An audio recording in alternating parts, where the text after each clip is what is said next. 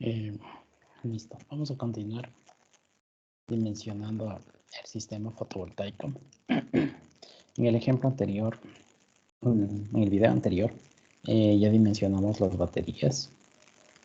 En la parte de aquí les voy a indicar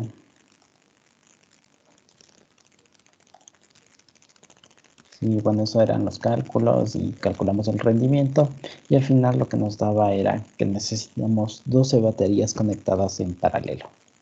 ¿Sí? En la parte de aquí tenemos las baterías. Como pueden observar, esta es la simbología que debería tener para representar las baterías. Cuando están en paralelo, significa que la parte positiva, todas las baterías van a estar unidas en un cable común, que sería este rojo de aquí, con el signo positivo.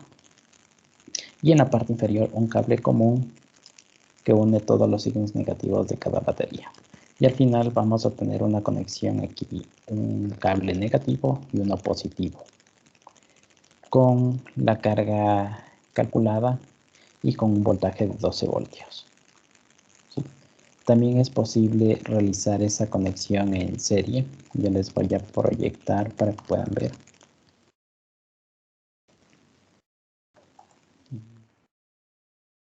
Sí, en el caso de representarse en serie,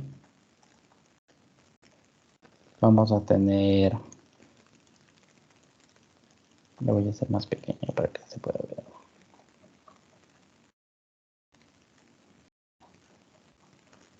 En el caso de conexión en serie, lo que tenemos es que una batería positiva, mejor dicho, las baterías se van a conectar, la parte negativa se va a conectar con la parte positiva de otra batería y se va a seguir el mismo ciclo. Tenemos positivo, negativo, este negativo se va a conectar con la parte positiva, este sigue, la batería tiene parte negativa, luego positivo, hasta llegar al final. Y lo que vamos a obtener es un cable con un signo positivo y con la parte negativa. ¿Sí? En el caso de que en algún momento les dé conexiones de baterías en serie. ¿Sí?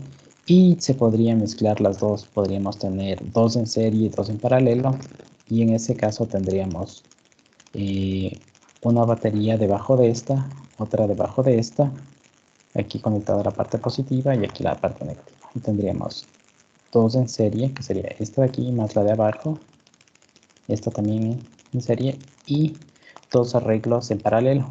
Estos formarían un arreglo y este es un arreglo y estarían en paralelo.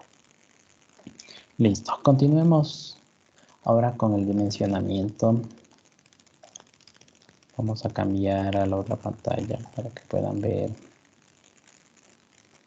Vamos a continuar con el dimensionamiento del sistema y vamos a pasar a la parte de los paneles fotovoltaicos.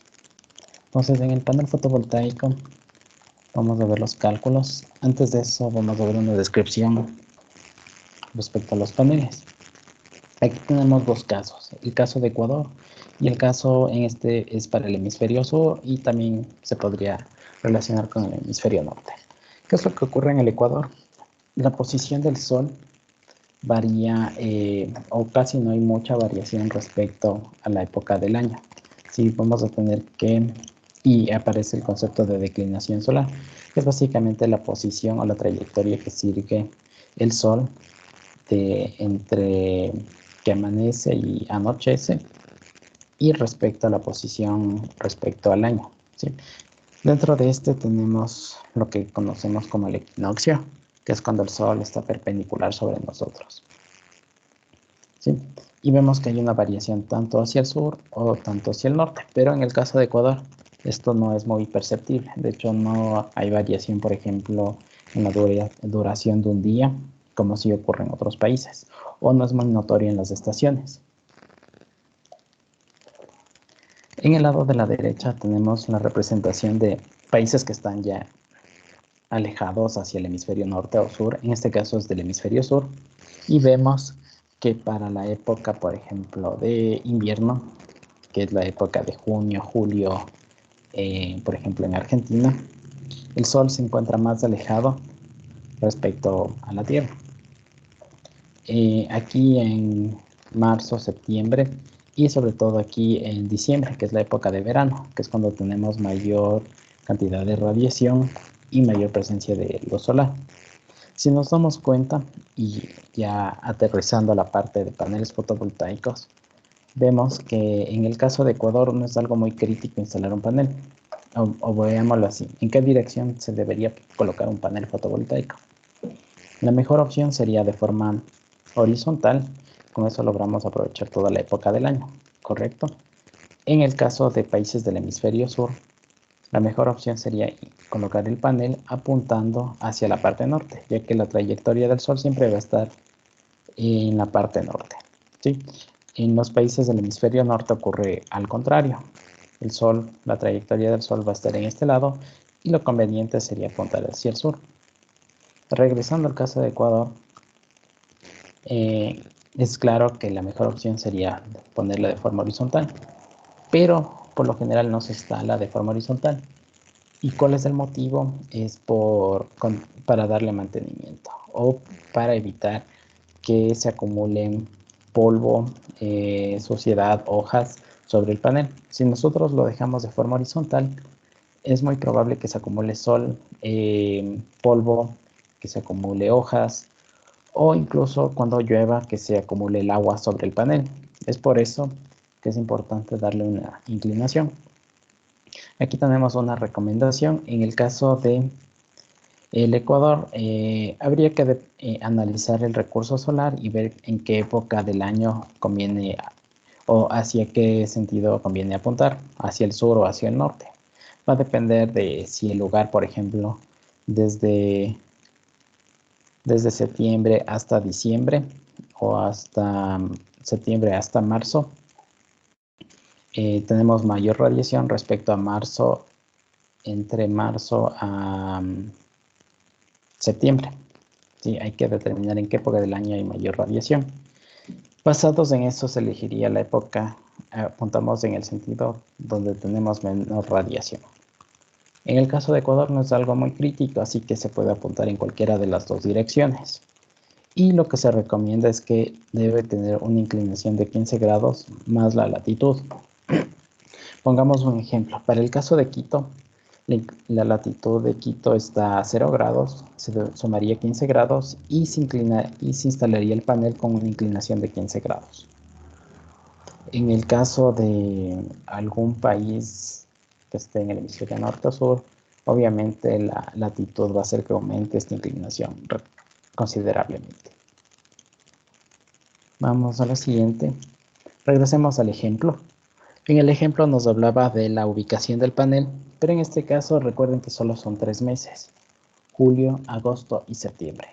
Entonces vamos a ver aquí en la gráfica que estamos del lado de aquí, desde julio hasta septiembre. Entonces si nos fijamos, el sol está en la dirección norte y casi vertical, en la parte del equinoccio.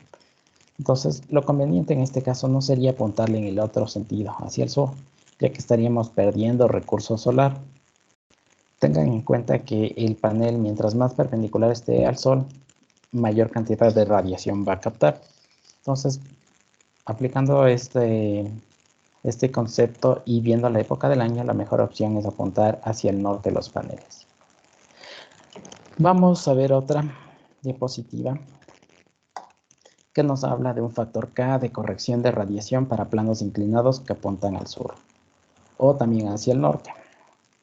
¿Cómo se utiliza este diagrama de aquí? Lo que debemos hacer es ubicarnos primero. Existen estos diagramas por latitud. En el caso de Loja, la latitud es aproximadamente 4 grados. Entonces entramos al diagrama de 4 grados de latitud. El siguiente paso es determinar la inclinación. La inclinación, ¿cómo la calculamos? Es 15 grados más la latitud. 15 más 4 nos da 19 y vamos a utilizar el que esté más cercano. En este caso, 20 grados. Y después se elige el mes con la peor radiación. En este caso, el mes con la peor radiación es julio. Vamos hasta aquí y nos da un factor de 0.85. Nosotros deberíamos tomar este valor directamente siempre y cuando nosotros estemos apuntando hacia el sur. Recuerden que este diagrama es para corregir, pero cuando se apunta hacia el sur. Regresando a nuestro ejemplo, nosotros tenemos apuntando hacia el norte. ¿Qué se puede hacer en esos casos? Es corregir desplazándonos 6 meses hacia adelante o hacia atrás respecto a ese mes. Entonces nos podemos desplazar hacia la derecha. Contamos 6 meses. Tenemos aquí 3, 6. Nos da un valor de 1.08. O si nos desplazamos en el otro sentido, tenemos un valor de 1.02. ¿Sí? Entonces cualquiera de los dos podríamos tomarlo en cuenta. Recuerden que en este caso, al estar mejor o tratar de apuntar casi perpendicular a la trayectoria del Sol o a la posición del Sol, vamos a obtener mayor cantidad de radiación con este factor de corrección. En este caso sería 1.08. Vamos a ver ahora los cálculos que se realizan para la potencia pico del sistema. El primer valor que vamos a tener aquí es pérdida del regulador de carga. Por lo general se considera un valor de 10%. Habría que ver en un catálogo el valor exacto, pero por lo general se estima este valor, 10%. Después vamos a calcular la energía necesaria, incluidas las pérdidas del regulador. Entonces aplicamos la siguiente fórmula, que es el consumo, que ya lo determinamos, dividido por el rendimiento, que es el de la batería, multiplicado por 1 menos la pérdida del regulador. Pérdida del regulador 10%, y este valor nos da un total de 2.853 vatios hora por día. El siguiente paso es estimar la radiación en la peor condición en un plano horizontal. Este valor de aquí es el que sacamos en las tablas de radiación, podría ser el Atlas Solar o en este caso el del software. El siguiente paso es utilizar este factor de corrección K, que lo determinamos en la diapositiva anterior. ¿Qué hacemos de este? Es multiplicar la radiación horizontal, global horizontal, por este factor K. En este caso aumenta un poco y nos da 5.783. Una vez que tenemos este dato de aquí, se procede a calcular las horas solar pico. ¿Qué son las horas solar pico? Lo que nos determina es en condiciones ideales, es decir, de 1000 vatios sobre metro cuadrado, cuántas horas podríamos obtener de radiación en esas condiciones. Entonces dividimos esta radiación en el plano inclinado dividido para los 1000 vatios sobre metro cuadrado. En esta parte de aquí, tener cuidado las unidades. Si aquí estamos trabajando en kilovatios hora, esta unidad de aquí de la radiación estándar debería ser 1 kilovatio sobre metro cuadrado.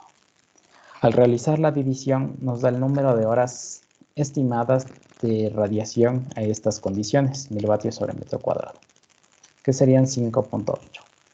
Y finalmente realizamos el siguiente cálculo, que es dividir la energía necesaria para las horas que tenemos de radiación. En este caso nos da un valor de 493.4. Significa que con la cantidad de radiación o las horas solar pico de radiación necesito un panel de 493.4 watts.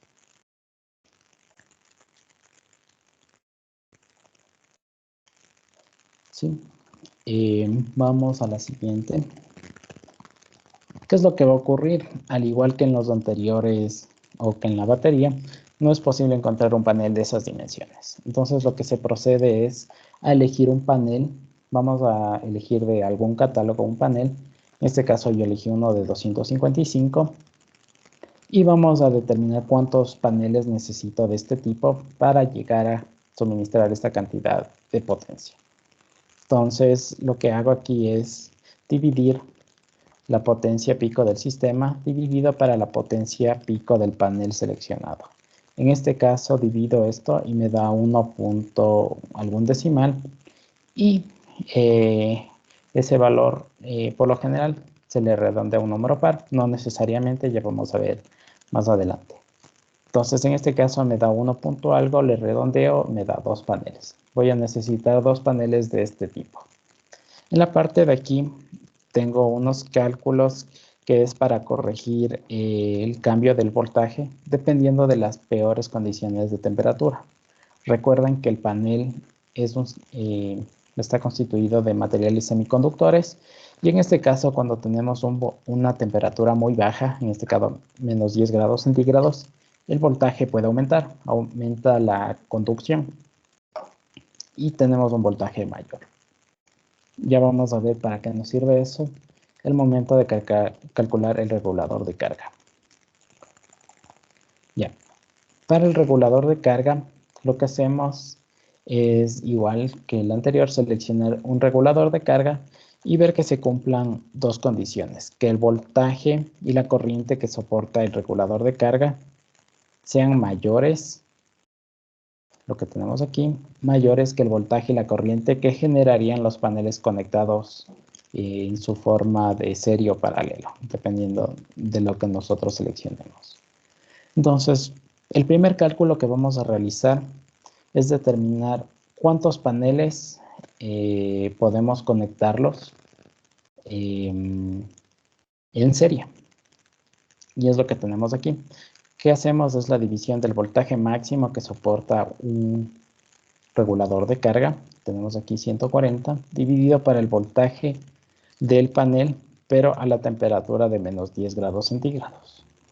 Regresemos un momento hacia atrás. Vamos a ver esta ecuación de aquí. ¿Cómo calculamos o corregimos el voltaje dependiendo de la temperatura? Utilizamos esto, es 1 más el coeficiente de temperatura del voltaje a circuito abierto multiplicado por menos 10 es la temperatura mínima a la que se va a considerar, menos 25 grados centígrados que es la temperatura a condiciones estándar que tiene los paneles. Y todo eso multiplicado por el voltaje a circuito abierto, que es lo que tenemos aquí. Ese voltaje, la corriente a cortocircuito, viene dado en los catálogos de los paneles. Entonces podemos ver cuál es el voltaje y la corriente. Sigamos a la de aquí. Entonces, una vez que hacemos esa división del voltaje máximo del regulador de carga para el voltaje máximo que podría generar un panel a una temperatura de menos 10, nos da un valor de 3 unidades. ¿Qué significa esto? Que a este regulador de carga yo le puedo conectar hasta 3 paneles de este tipo. ¿Sí? En este caso, nosotros nos dio 2 paneles en el cálculo previo.